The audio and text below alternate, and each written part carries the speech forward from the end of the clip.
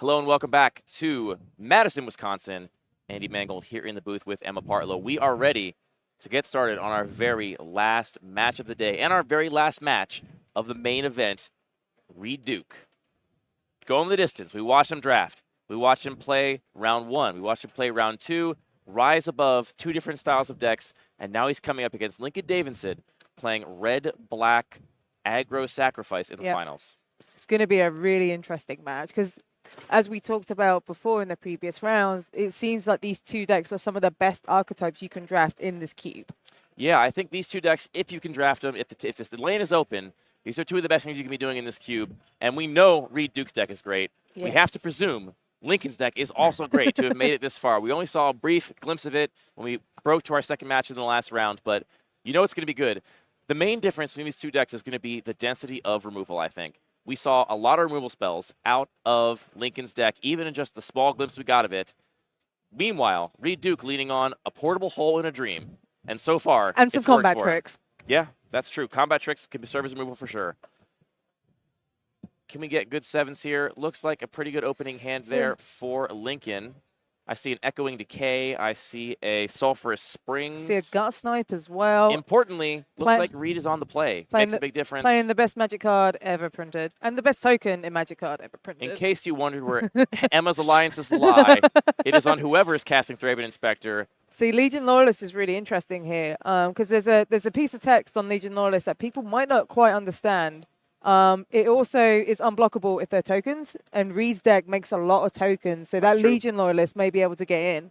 I actually know for a fact that card is in this cube specifically because there are so many good token decks, and having a way for the aggro decks to get past them is valuable. Emma Partlow getting into the red zone here, chipping away at Lincoln's life total. Two pain lands from these aggro decks on the opening turns of the game, which really matters, I think. Yes. We see Kitesarrow Freebooter, Abbot of Carroll Keep, Gutter Snipe, all in Lincoln's hand. Some good Echoing cards Decay, here. We've got Magma Jet. Like we said, already, more removal spell in Lincoln's hand right now than in the entirety of Reed Duke's deck. So we're going to test the question. What's better? First, we're going to see Echoing Decay on this 2-3. Yep. You're going to bounce your land. I'm going to remove your threat. Did we see that after blocks again? I think so. A lot of players using the removal spells after blocks when I would not expect them to. No. Did we? No, see, Reed is on the play, so we have not had a missed land drop yet. Nope. Yeah, we'll have a World of, not World of Virtuoso, I keep saying that. Illuminated Virtuoso coming down here. Magic cards are hard. This is the kind of card also, Reed has missed his land drop for the turn as well, which is true. Can be relevant. Yeah, it's not going to matter as much in this deck as almost any other, but eventually someone's got to go over the top here. Right. Now, this is exactly where Illuminated Virtuoso, so good in so many matchups, but the removal is going to be the difference maker here. We have a Magma Jet to deal with this. Easy peasy. Get it off the board before you untap it. Could possibly protect it. If we don't see that here, I'd be surprised. Yeah. Maybe there's another removal spell in hand. If we don't see a removal spell here, I'd be very surprised. Agreed. Going to crack that Prismatic Vista for a mountain. Mana's all set up, assuming we are just red-black, which I believe we are. Yeah. Don't have to take any damage from the Sulphurous Springs unless needed. Abbott, Gutter Snipe. Yeah, hopefully we don't see Lincoln get greedy and try and play the Gutter Snipe here, and then, no, Lincoln, no. Lincoln, no. Lincoln, oh my goodness. Now, you can see the temptation, right? Yes. Lincoln wanted to use all of his mana this turn. Yeah. And he wanted to get triggers on his Gutter Snipe when he cast that removal spell yes. on that Illuminated Virtuoso. But now we're playing a game of chicken. Yes. Who's going to blink first? That Magma Jet is instant speed, so if Lincoln can untap, and we have two players with untapped mana staring down Illuminated Virtuoso, whoever blinks first is likely going to be the one who's going to get blown out. Yeah. And if there's anything I know about Reed Duke, he's going to navigate that situation as well as anybody can. Here comes a 1-1 with first strike. Gutter Snipe could trade with this, maybe, but against all that open mana seems pretty unlikely. And you are tapped out right now, so this is a free opportunity for some damage. Reed to get a bunch of damage in and get some connives. And in fact, here comes a Borrowed Hostility. Why did we tap 2 mana for that Borrowed Hostility? It's because it's a Rugged Prairie, so you need to. Oh, right. So we're floating a mana because we needed to tap the Rugged Prairie. Yeah. Thank you. Good catch, Emma. So if we connive away, once again, if we connive away a non-land card I assume we've already said no blocks. Yes. Taking 10. And that's if we don't have another combat trick with that Battlefield Forge. And the thing is, even if this Virtuoso is removed next turn, it's already been done. Done. You've done 10 damage, and here's a Valorous stance in the bin. Valorous stance discarded. Take 10 at least or Oh, more. no. Or more. Are you dead? Are you dead? You're dead. Oh my days. That's gonna be. So we're at 4, 5, 6, 7. Not actually dead, but you're going to take close to 14 and go to Duke 3. is going to gain 14. Oh, my days. It goes back to 31. Lincoln Davidson really regretting not magma-jetting that Illuminated Virtuoso when he had the chance. Getting punished. Even more. No, so that's 16 because we connived away a non-land card? Yep. Go to 1? Oh, my God. I gained 16 from 17. I can't even do the math in my head. What is that number? 30-something? It's a lot. Well, it's knocked out the Sulphurous Springs, at least. It's even untapped. Oh, there we go. Oh, my days. All I can hope, Emma, is that Wow. Lincoln has learned his lesson about respecting Illuminated Virtuoso in this cube. You let him untap with it. You had the removal. You let Reed Duke, Pro Tour champion, untap with that, and you died. Yeah. You died on the spot. You took 17. I can understand the 16, going one. the process of I want to deploy this gut snipe and do all this stuff, but if you have like a 1/1 with double strike, that just gets better with all the spells. Like you have an idea of what Reed's playing, right? Well, you certainly know. You should know now. I mean, right? if you see that Illuminated Virtuoso, this is where knowledge of the environment I think comes into play. You heard me. I've played this cube a lot. Yeah. I was screaming no. I was saying no. Don't go in that door. You got to make sure you kill that Illuminated Virtuoso. And I think we're not going to see that mistake again from Lincoln. I cannot imagine we're going to see any amount of disrespect for that Illuminated Virtuoso. Being mana efficient doesn't always matter. Right. Reed Duke's deck says your life total matters. That's what's going to matter in this matchup. Crikey. Well, that was a fast one. That was a very fast, as expected, it was a very fast one. While we are in between our matches, we are going to talk about our last sponsor for the night, which is... We've done Card Castle, Card Conduit, MTG. Which one haven't we done? Cubehead? We did Cubeheads. We did Cubeheads. I think we're good. Did we do all 4 already? Yeah. Look, it's been a long day here at CubeCon. Em and I are on very little sleep. Check out Card Castle, Cubeheads, Card Conduit, and MTGO. I think we did all of those. I remember doing them all with you. I don't know how that happened. Let's talk about how great CubeCon is. CubeCon is fantastic. It is fantastic. We've had so much fun. Do you have a favorite moment from one of your own drafts this weekend? I did do something kind of gross, something that I really enjoy doing. So I was playing this white aggro deck, and I had a Flicker Wisp, and I targeted my opponent's bounce land. Oh, that's rude. To put a Flicker Wisp in a cube with bounce lands is a rude thing to do because that just might happen, and that's like a plow one. I'm a degenerate. What can I say? What can you say? You pretend like you like Thraben Inspector. Nice, honest magic. But then when you get down to it, you just want to Flicker Wisp your opponent's bounce land. Let's go back down to the action and see game 2. I don't know if we've seen much sideboarding, but I know for sure we have seen a change in strategy from Lincoln Davidson here. So we have a cut down here. We have a Fiery Temper, or Relevant. Looks like a great opening hand for Lincoln Davidson. Duress is nice here. Duress into cut down, into Fiery Temper, into a Abbot of Carol Keep to refill later. There's that Virtuoso. There's Annex and Cymede. There's Heroic Reinforcements. You are forced to take either the Ancestral Blade or the Heroic Reinforcements here. This is a pretty good hand from Reed. There's no turn 1 play, but it's still pretty strong. It's not the fastest hand. No. And I think it's really relevant that Lincoln gets this information. Yes. That is the challenge, right? Lincoln has the additional hoop to jump through of how am I going to use my removal? And we see that stumbling on how to use your removal is going to cost you the whole game in this matchup. And the reinforcement goes. Taking that reinforcements, I mean, we already have a great 2-drop in Illuminator. Yep. We know we have an answer to that. You're already kind of stuck on 2 with Reed Duke. You're not going to be super mana efficient. Taking that top end there, I think, is really important. Lincoln's not going to have an answer to Heroic Reinforcements. Choosing to do the turn 2 Abbot of Carol Keep here, that's a tough play because you can play lands with Abbot of Carol Keep when it enters the battlefield. So top deck and a Precinct Captain. This is a nice one. Just another 2-drop for you. Yep. You typically want to wait with Abbot of Carol Keep until you have not played land for turn. Yep. So bare minimum, you can hit a land and play it off the top. But Lincoln making the assessment that with a wants to get on board as early. well here. Just going to be racing here. We're going to get in for 4 right now, which is not nothing. Trigger on Bowmat Courier. Put a card Don't forget underneath. that trigger. There we go. And Bomac Courier, a great card in this cube. Yes. One of the rare ways to really generate a ton of card advantage if it goes unanswered. Absolutely. If you can empty your hand. So we have Fiery Temper left. And that Fiery Temper, I believe, has Illuminator Virtuoso's name written across it in big, bold, bright letters. But that's not the only problem you have. You now have to deal with Annex and Siamede as well. So all of a sudden, I mean, even in just the we got another removal spell. That's exactly what we needed, actually. It's exactly what we needed. Now, which one do you spend here? It looks like we're going to spend the Echoing Decay. Yeah. Trigger on Abbott Keep. Number 4, another card underneath. This is what Lincoln needed to do last game.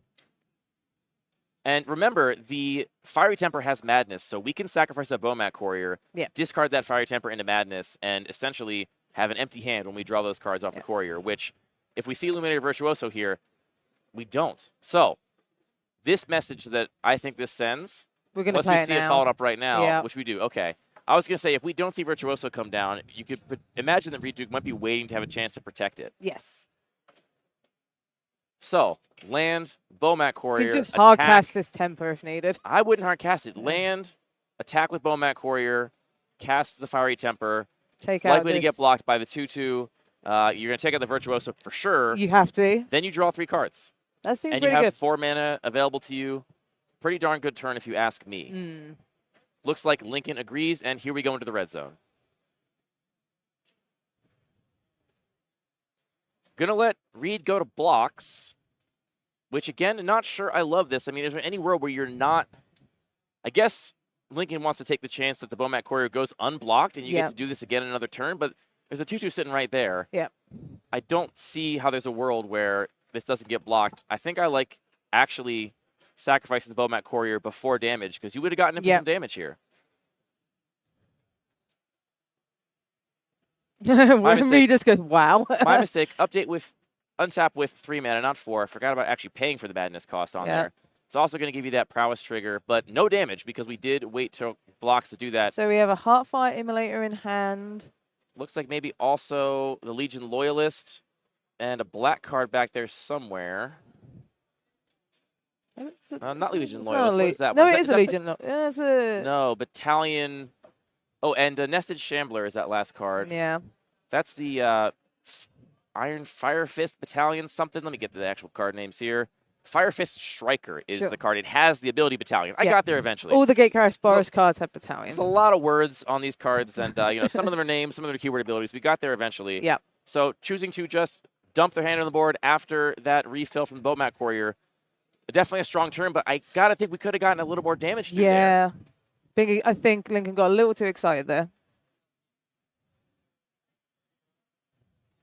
There is a Core Skyfisher bouncing the Ancestral Blade, making another token. Some of that value we talked about. Gumming up this board. Yeah, just making tokens. However, Battalion can be hit if Lincoln decides to attack all these creatures. Swiss Spear's and also a great top deck. Yeah, Swiss Spear's a great top deck, though. Can we actually swing here? The Battalion trigger on Fire Fist Striker is going to make target creature unable to block. So you target the Skyfisher here. The thing is, if you do swing with that many creatures, you're throwing something away into that equipped soldier token. Yeah. And it looks like Lincoln has made the assessment that that is what we need to do. Not willing to throw away that Abbot of Carol Keep, but willing to sacrifice a Monastery Swift Spear or a Nested Shambler. A lot of mana, though, makes it hard to block this Monastery Swift Spear comfortably. We know that there's another creature in hand, so we're not going to be able to get that prowess trigger. Yeah. And in fact, Reed not willing to risk it. Yeah. Just going to eat the Nested Shambler, trade with the Fire Fist Striker, take 1. Yep. Not a lot of damage. Go to 9. And we're back at parity here. We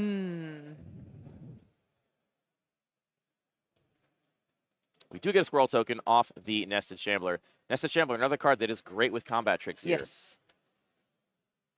And here's Heartfire Immolator, I believe. Yep, there's our Heartfire Immolator. We've got 2 creatures of prowess, 3 creatures of prowess. We would love to draw a removal spell. Expedite, maybe? An Expedite into a removal spell. That would be pretty sick. I got to start wondering, did Lincoln Davidson end up with that arc lighting that was going around? Sure. That is going to be a blowout in this situation, a card like that. So Reed is in the tank. Reed. Which you don't see often, let's be honest.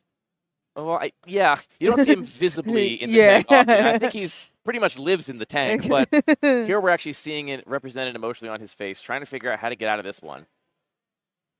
And also, it must be said, Reed Duke has done 3 back-to-back cube drafts today under very high stakes, on coverage for quite a few of them. He just this afternoon got out of a draft of a purely Jund cube that the organizers here intentionally stacked with some of the best players, so somebody could try and actually pose a challenge, pose a threat to Reed Duke. Yep. That's a Phalanx leader. This is a card we saw absolutely turn around a game in round 1. And the follow-up, using all of our mana this turn. Taking a lot of damage here. Or taking 1. Ooh. Launch the fleet, targeting everything. Oh, boy. That's going to be a +1/+1 counter from Phalanx Leader's ability. That's also going to be a 1/1 white soldier token for every creature that decides to attack, which is going to be the 2 that don't have summoning sickness. Here come 2 more creature tokens tapped and attacking. Reed saying, even though you're at 20, I'm still willing to make this race. Yeah. Although, maybe not. Maybe rethinking things a little bit here. Back in the tank once again. Maybe a judge interaction. Oh, I guess maybe Lincoln is asking to have stopped Reed in response to that. Just sacrificing, yeah. So, again, this is the reaction we see, right? Choosing to sacrifice the Hardfire Immolator to do 2 damage to the Phalanx Leader. Yes. Stemming the bleeding a little bit. Now, we got pretty much all her value off our Phalanx Leader. Right. We just got 2 +1/+1 counters and 2 additional creature tokens in play, partially because of that. We're going to see a double block here. Double block. Taking 5? What? Yeah, I guess we just had to get that 3/3 off the board is Lincoln's estimation. Really interesting to me here that Lincoln is opting to block instead of try and race. I mean, yeah. This is Reed is only on 8. Reed is on 8 life. We know Lincoln has burn spells in his deck. This really, I think, highlights this fundamental question in Magic, which is who's the beatdown, right? Yes. And for both players to be trying to be racing is one thing, and for the decision to be racing or not to change so much from turn to turn. I mean, you're a couple spells away from just ending this game. Can't quite see what Lincoln drew there. Is that...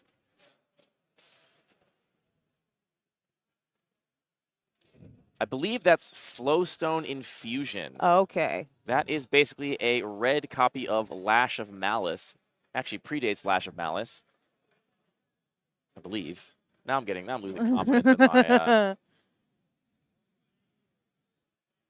Now, Flowstone's Infusion going to... Target the Swift Spear. Target the Swift Spear. So that's going to be 1, 2, 3, 3, 4, 5, 6, 7. 7. 1 short of lethal. Yeah. Turning off Sunbaked Canyon for mana. Turning off Battlefield Forge. Well, just imagine if we hadn't blocked last turn. Yeah, right. Just imagine if we hadn't blocked. Just use our life total as a resource. That would have been easy game. No doubt Reed will cash in the Sunbaked Canyon for a card. Yep. That land is doing nothing. Although we do have Prepare Fight in our deck. Sure. Which is an opportunity to gain life. Though I got to imagine you don't really need your 5th land anyway in this deck, especially when you already have red. And here we see it, as you predicted, cashed in for another card. I love the design of the I love the Horizons. I really hope we see the rest of those in Modern Horizons 3. I think you and a lot of people feel that way. Yeah. Oh, Figure of Destiny. if you're gonna top deck a 1-drop, you got 2 really good choices. One's Figure of Destiny, the other's Thraben Inspector. Yeah. This Figure of Destiny threatening to be a 4/4 next turn. Now, if you're Reed, I think you have to try and limit Lincoln's draw steps as much as possible. Yes. You got to know there's burn in that deck. You got to know that you are just 1 removal spell, 1 burn spell away from losing this game. Yeah. But with every attack, you also make more draws live in terms of removal. Really difficult calculus here for Reed to try and survive at 1 life against a red aggressive deck.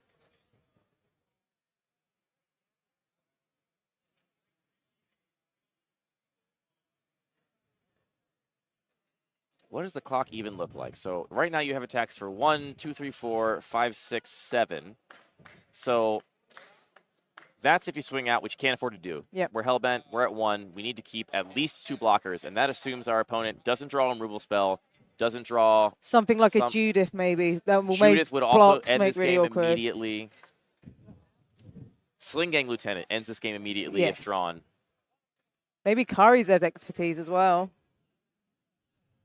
Reed opting to Attack. go what is effectively all in here because we have left exactly as many blockers as our opponent has attackers. Reed making the assessment that I cannot afford to play around a removal spell. Yeah. Which I think is, I mean, I of course think it's true because Reed made the decision, but, yeah. but I definitely agree with that decision. Oh, there's a gutter snipe. A gutter snipe. A Not little bit of a heartbreaker because not quite what you need here, but that's going to present another potentially lethal clock. But I don't think the problem here is lack of dangerous top decks. We have so many dangerous top decks already.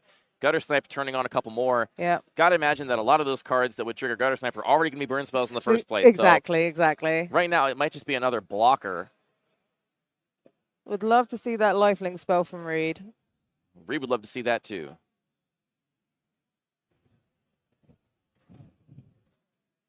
Probably the pivotal turn in this game. Yes. Lincoln's good top decks have further expanded. We are one land drop away from fully leveling up that Figure of Destiny over the next 2 turns. And that would be an achievement unlocked. That's a game ender. Not just an achievement unlocked, but that will end this game in a very short fashion because that is going to make an 8/8 flyer with first strike. And there are no flyers on the other side of the battlefield. So we're equipping the Ancestral Blade onto Core Skyfisher. Looks like going to put Lincoln in a position to be forced to block. Yes. You can't afford to leave this. You're going to take the damage from the Core Skyfisher no matter what. Yeah. You can't afford to leave this Figure of Destiny unblocked because that threat of activation is effectively lethal. So just going to hit you with the Abyss. Yes. This makes a lot of sense from Reed. It's consistent with what we did last turn.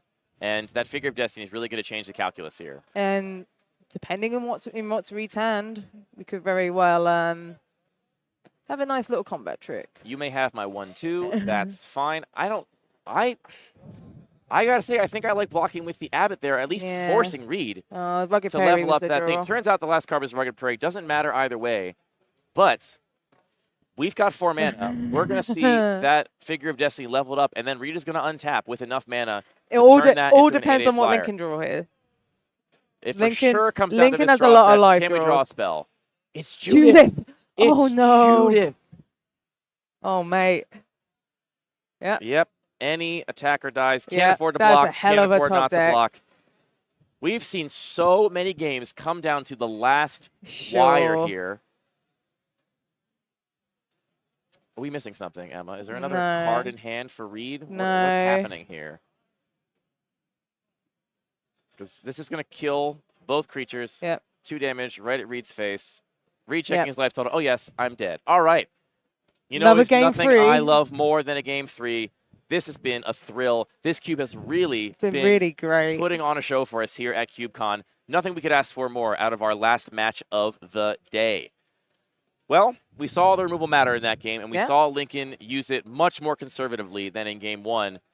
It does make me wonder, is this matchup actually really good for Lincoln? Because that Game 1 was kind of stolen. It was kind of stolen, but also Lincoln had that turn 1 duress, so he knew what Reed had and knew which removal that Lincoln had in hand that he could apply to Reed's threats. Right. What I'm wondering is if we had just Magma Jetted that Illuminated Virtuoso, did we just waltz to an easy win in Game 1, too? Because it may be that this red-black deck is just simply favored against the white aggro deck with basically no removal. Yep. I mean, Judith is an enormous problem. A massive threat. You can't put Judith in a hole.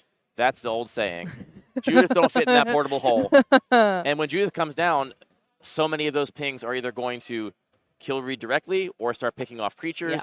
It's going to be a giant problem. So there's definitely some key cards in Lincoln's deck. I do got to say, I think a little bit favored in this matchup. Yes. That does not mean a whole lot because we have a fantastic pilot across the table, an aggro deck that's going to be on the play in round 3, and just variance. We got to draw the good cards. We got to make sure that we deploy them at the right times. This is what Magic's all about. Yes. And we're not going to dilly-dally any longer. You don't want to hear us talking. You want to watch some Magic, some of the best Cube paper coverage you're ever going to find here at CubeCon in Madison, Wisconsin. Let's get some good opening 7s. I'm going to get that tattooed on me for coverage just so I can hold up my arm and say, let's get some good opening 7s. I just want to see some good Magic. Yes. So it looks like from Lincoln's side, we have a Half-Life Immolator, we have a Scrapwork Mutt, a couple of lands, but we do have a turn 1 play from Reed here. And a Heartfire in the back there. We do have 2 keeps on 7. Law Rune Enforcer is the opening play. Not the most intimidating 1-drop, but a 1-drop nonetheless. Also a Scrapwork Mutt in hand here. It's one of my favorite commons in recent times, from recent sets. Such a beautiful, elegant design. Right. Leading off here on Blinkmoth Nexus. Inkmoth Nexus, the one that doesn't have Infect. Let me get the exact name. The other one. It is Blinkmoth Nexus, the one with that Infect. Yeah. Interesting choice. I mean, leading on the creature land would imply that you intend to maybe attack with it next turn. There is a Judith in hand as well. Are we going to see the Scrapwork Mutt come down right now? We are looking to get rid of one of these extra lands, draw some more action, get rid of the swamp, maybe draw something good. That's a Grim Lavamancer. That's a nice one. That is a card that could absolutely take over this whole game. The only answer Reed has to Grim Lavamancer in his deck is either Portable Hole or applying so much pressure that you are forced to block with it or just can't keep up. But you can be trading off, chump blocking with things, turning all of your dead creatures into shocks, and just chewing apart Reed's board. Yeah.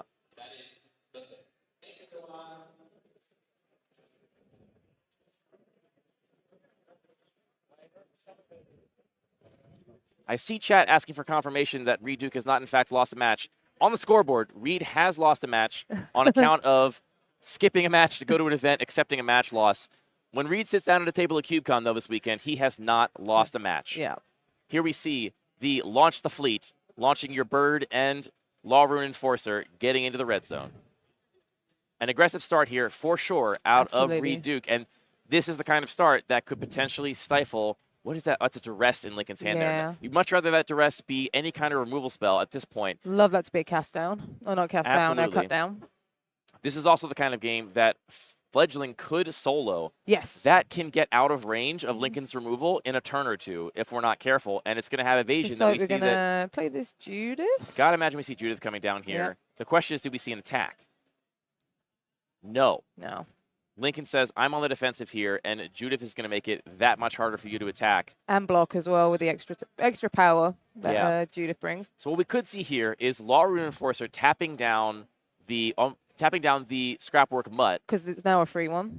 Well, yeah, more so, that's the thing that Lincoln wants to block with. Lincoln does not want to block with Judith. Yeah. Judith is a valuable engine once in play. If we spend our 2 mana on the Law Rune Enforcer, tap down the blockers that Lincoln wants to throw under the bus, then we offer some difficult trades for more relevant creatures. Or just keep playing lands and flying over the top with Fledgling, which... Fledgling does give some inevitability here, especially if Lincoln isn't able to draw any removal. Up to a 3/3. So a Magma Jet range, that's for sure. Oh, we are just going to Lightning Helix your Judith. No messing around here. That 1 damage is going to pick off a soldier token when Judith goes away. Yep. The life gain feels pretty relevant here. Yes, I mean, absolutely. It's only 3 life, but we saw how close the margins were in the last game. It came down to the last couple points of life on both sides of the board. Back into the red zone. We're coming at you for 4. Seems like a sensible trade here. Indeed. Scrapwork Mutt has that unearthed, so later on in the game, if you really need to get rid of a card and draw another one, we saw a couple Madness spells out of Lincoln, perhaps. And this Bomat Courier looking pretty rough here. Yep. That and card, the Grim Lavamancer is looking fine, but it needs a turn to stick around and not be blocking to start chipping away threats. Yeah, it's not going to stabilize this turn. It's a little turn, too slow. And we already have the Fledgling out of Grim Lavamancer range unless it teams up with something else. That Heartfire might be on Fledgling duty. Yes. Which is not what you want to see. You got to sacrifice. That's a 2 for winning yourself to get rid of that Fledgling, but better than losing a game of Magic. Here comes Grim Lavamancer from Lincoln Davidson. Want to get this thing untapped without summoning sickness as soon as you can. Oh, here we go. Okay. And here, sacrificing the land to Heartfire the Fierce Fledgling, just like we suspected. Yeah. A lot of resources used here just to get rid of this fly. Yeah. Now, Lincoln actually in a pretty good spot. Reed Duke down to 2 cards in hand. Lincoln, live Grim Lavamancer, which can chew through that Law Rune Enforcer, chew through the next small thing that Reed plays, and then that Bomat Courier can start looking pretty good again. Yes. Once we start swinging in for combat here, and honestly, that Lavamancer can clear the way for Bomat Courier for quite a while. Indeed, yeah. 2 damage is relevant given, how low toughness many of Reed's creatures are. So what does Reed want here? There's really not a lot in all. Oh my Corp, goodness what a hell of a gracious. draw. That is what Reed wants. Yeah. The one removal spell for the one threat. Here is a big combat trick.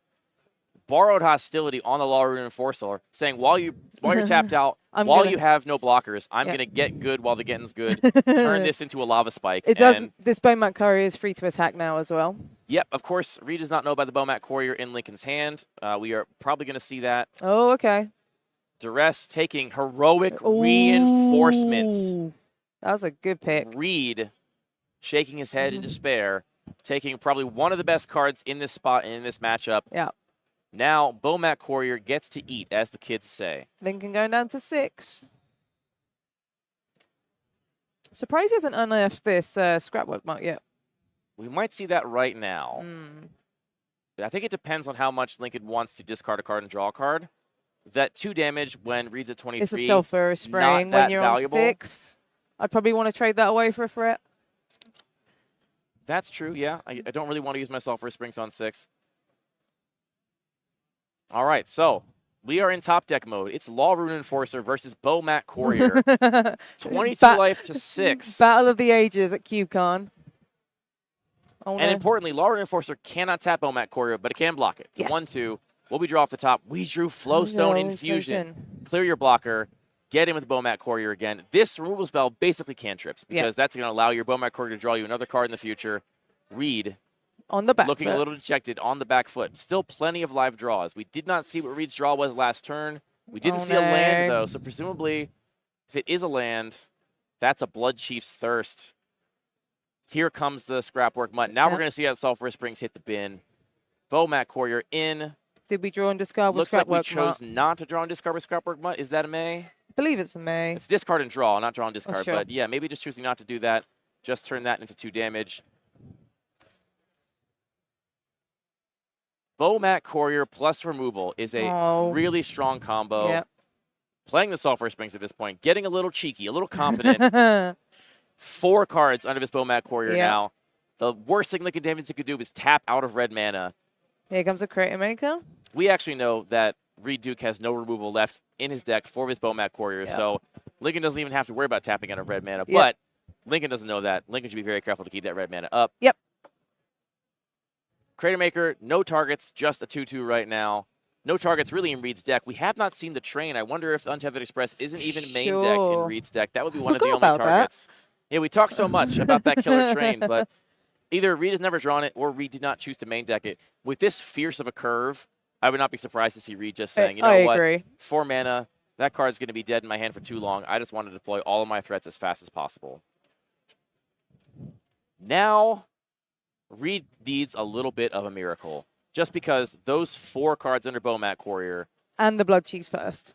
Yeah, the Blood Chief's First to remove the next threat, whatever it is. Reed could try and sandbag for a little bit, draw Illuminated Virtuoso, and draw Shelter. So you have a protection. I mean, you got to expect that between the cards in Lincoln's hand and the cards under that Bowmat Courier, you're going to have removal from the next couple threats that you have.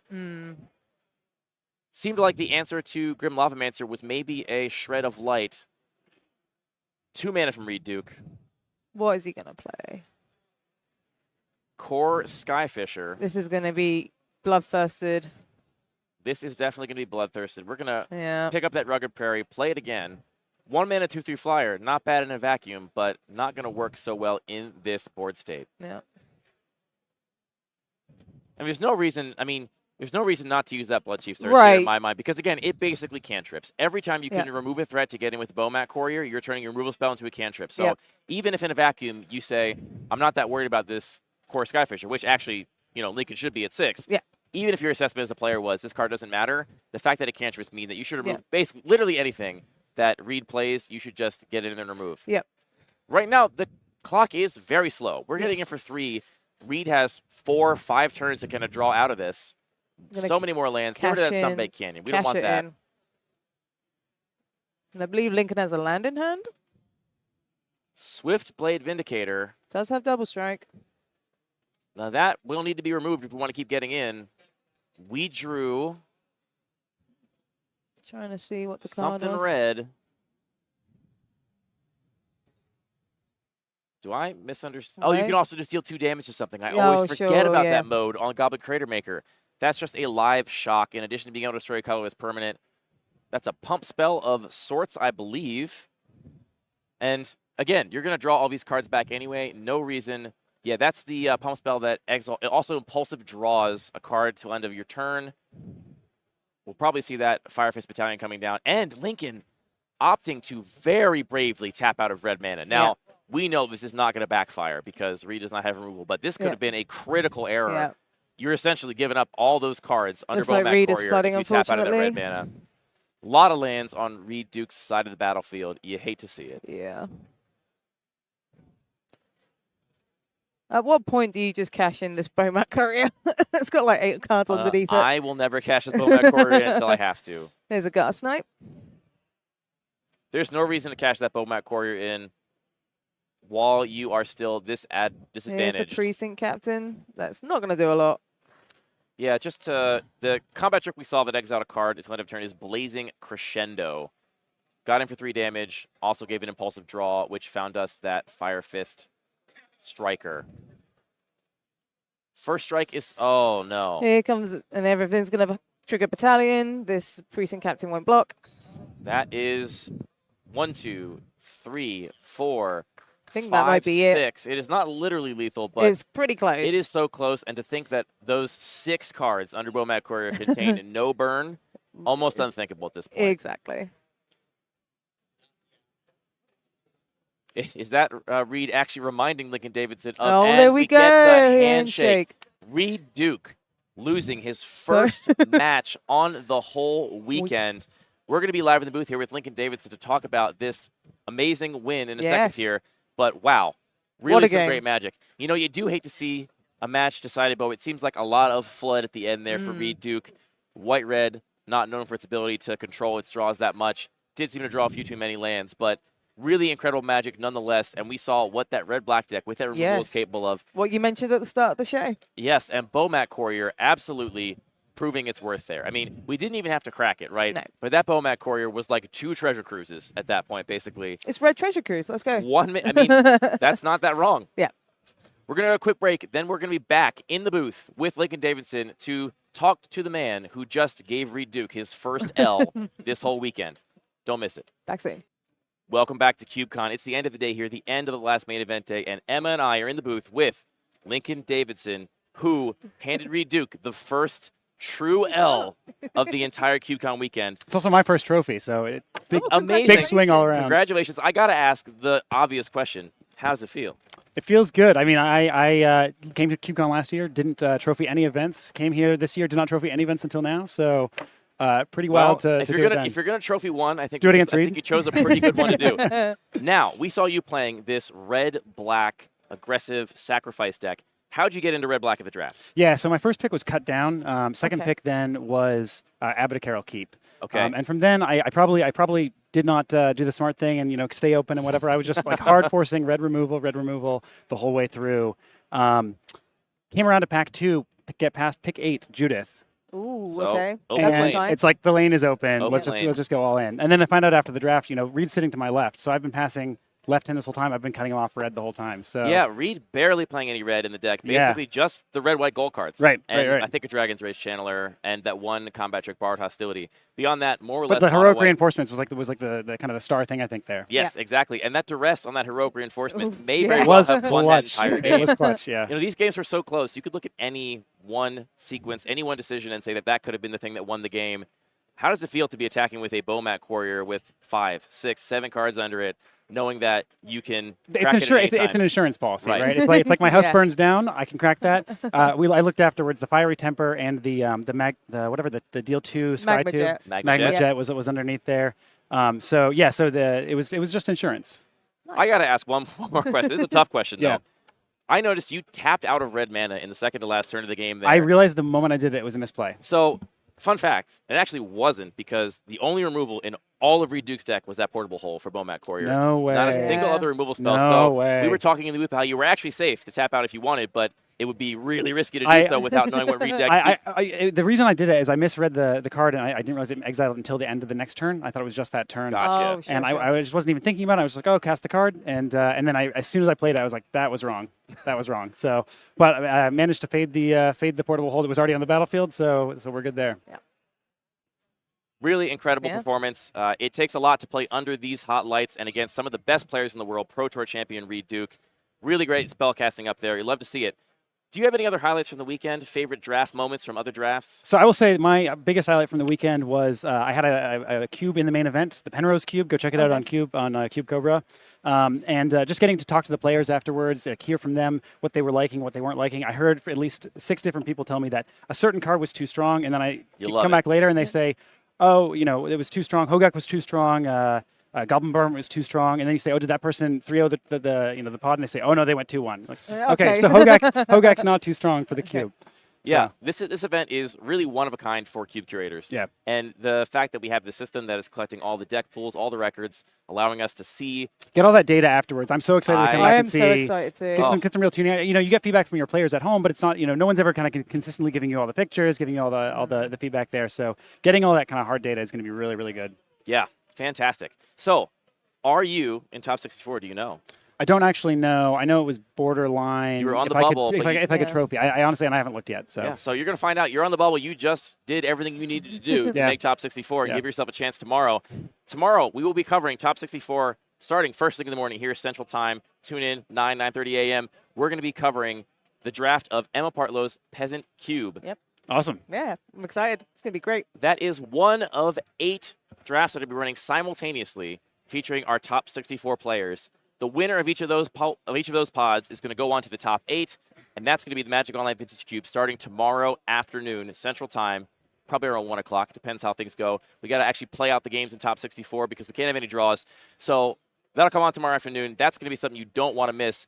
And then we're going to crown a CubeCon champion for this year, and that person will have just won 6 back-to-back matches in 2 separate cubes against, I think, the fiercest competition in terms of cube draft you could find anywhere in the world. Yeah. This room is stacked right now. Reed Duke's going to be there. Lincoln Davidson might be there if we make it in top 64. Probably not, but fingers crossed.